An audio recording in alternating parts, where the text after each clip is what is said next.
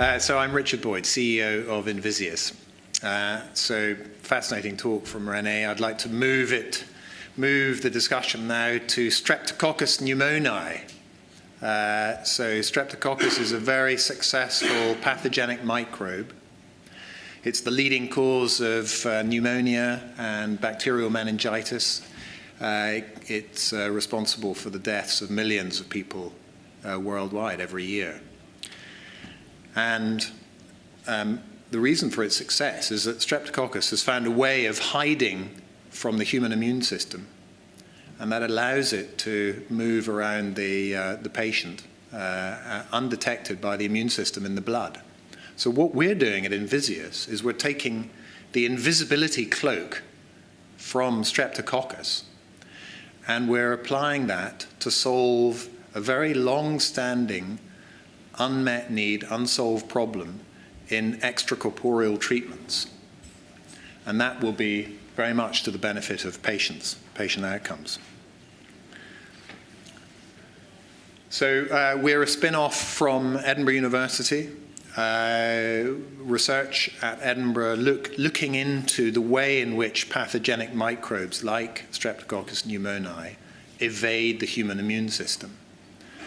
And we are very lucky to have benefited from over £500,000 worth of translational funding from Scottish Enterprise, which allowed us to move from a research project to a well-defined business opportunity with early establishment of industrial collaborations.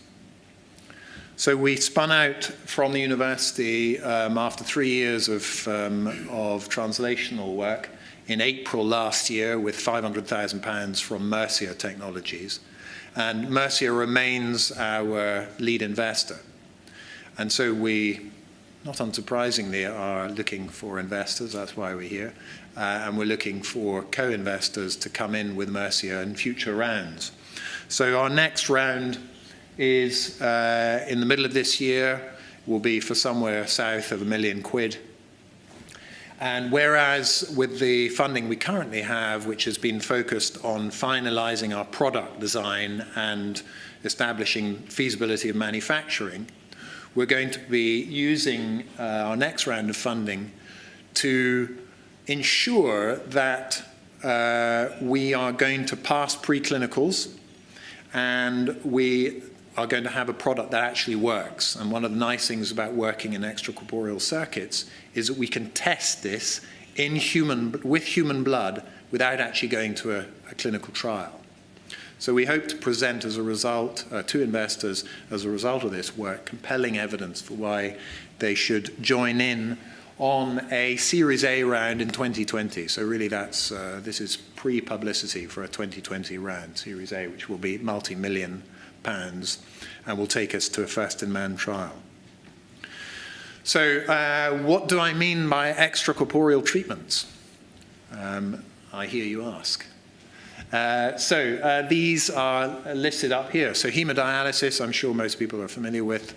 If you have chronic kidney failure, dialysis cleans your blood with thrice weekly dialysis sessions. Continuous renal replacement is a similar thing, but for patients with acute renal failure in intensive care.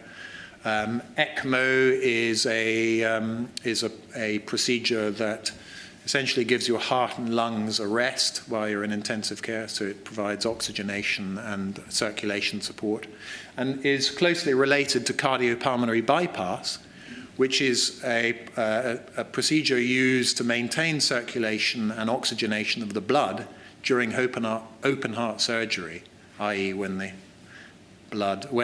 heart is no longer beating.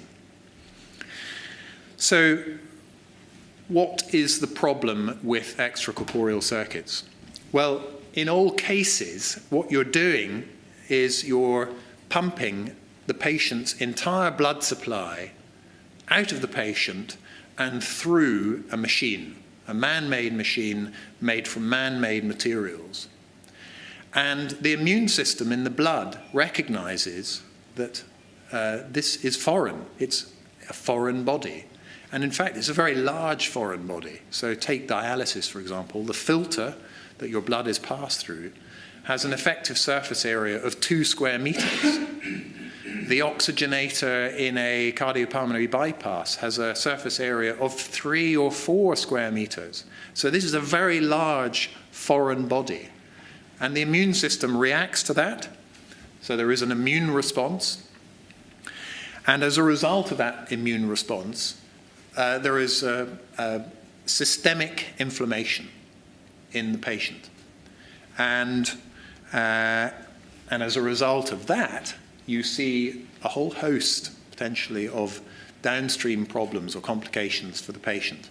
So I've listed them there: cardiovascular, neurological, nephrological, et cetera, Which ones you're talking about depend on which extracorporeal treatment you're concerned with. Perhaps the most sobering of the extracorporeal treatments, and perhaps where the unmet need is greatest, is in hemodialysis. So patients are connected to this large foreign body 3 times a week for 4 hours. And what they're getting through this inflammatory response is a chronic acute insult to their cardiovascular system. So there is damage to the cardiovascular system each time they go on to dialysis. And what you see is that over 50% of patients actually die from cardiovascular complications. Those complications cost a lot of money. And most shocking of all is that life expectancy on dialysis is slashed by 2/3, which is an extraordinarily poor outcome. And there has been a paucity of innovation in terms of materials science, and means of attenuating this issue. And these statistics have really not changed in 25 years or more. Okay? So, what are we going to do about it? Well, I mentioned Streptococcus pneumoniae. That's the bacterium on the left-hand side.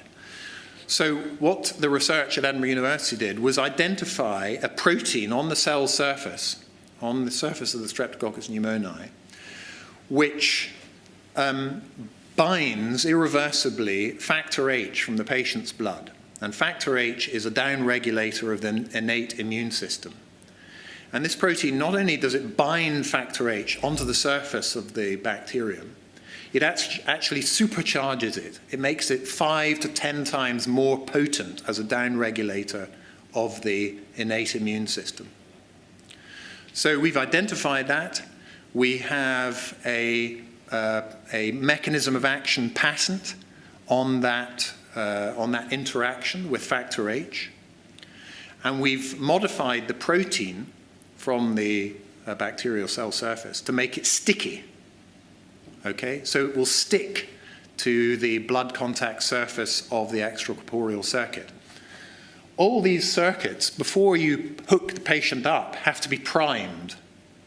And priming right now is done, in most cases, with a simple saline solution.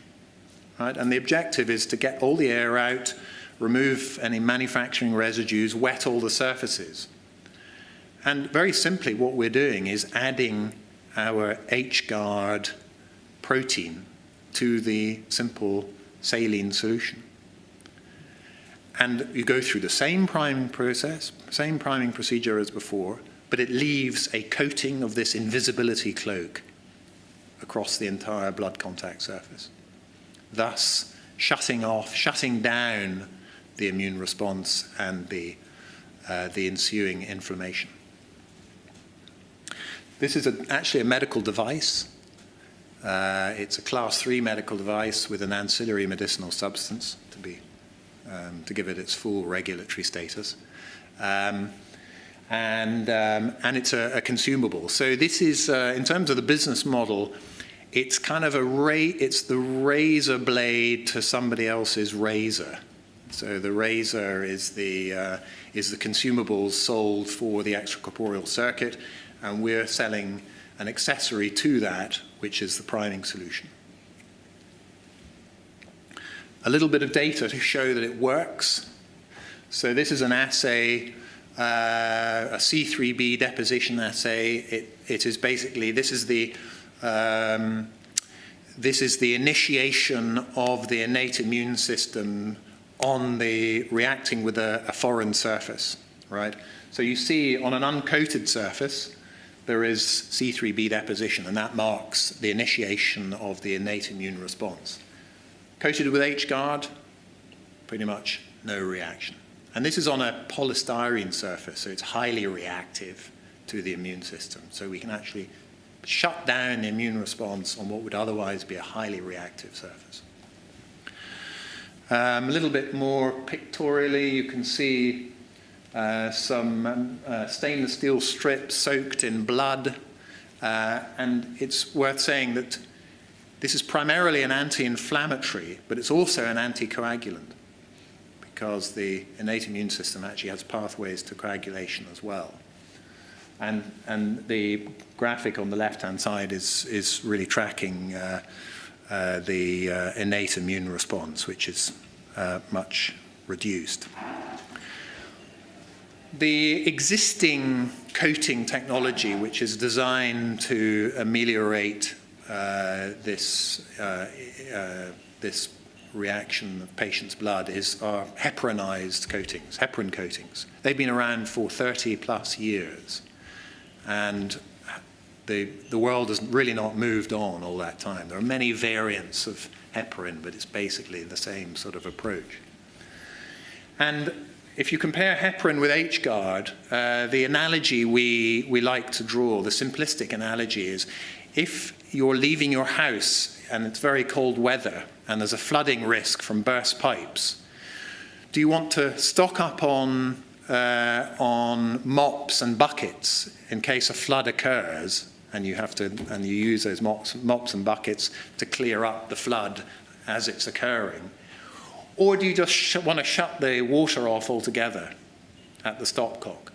So H-guard is about shutting off the immune response before it happens.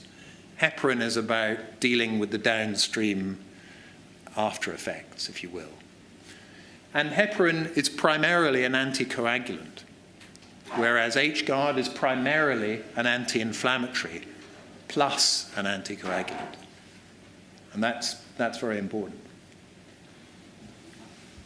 So, with heparin, the inflammation-related complications persist. So despite this innovation 30 years ago, this problem still exists.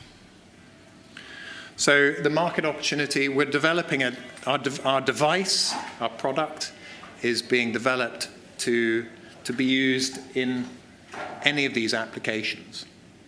And right now, we're not entirely sure which of these applications we're going to pursue first, and there are pros and cons of each of them. But individually, they are all very large market opportunities.